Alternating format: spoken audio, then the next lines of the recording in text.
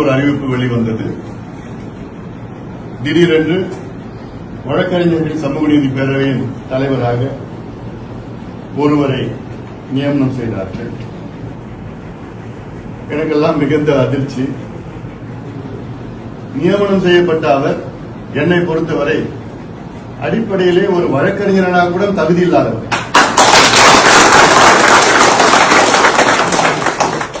ஒரு வழக்கறிஞராக தன்மை எதையும் நான் பார்த்தது கிடையாது. எந்த தன்மையும் கிடையாது, எந்த தகுதியும் கிடையாது. அது ஒரு பக்கம் இருக்க, நம்முடைய வழக்கறிஞர் பாலு தலைமையிலே 22 ஆண்டு காலமாக வழக்கறிஞர் சமூக நீதி பேரவை மிக சிறப்பாக செயல்பட்டுக் கொண்டிருக்கிறது.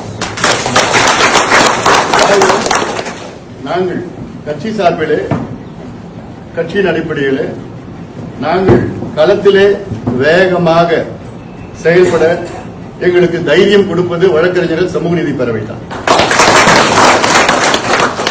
நாங்கள் களத்திலே தைரியமாக செயல்பட்டுக் கொண்டிருக்கிறோம்.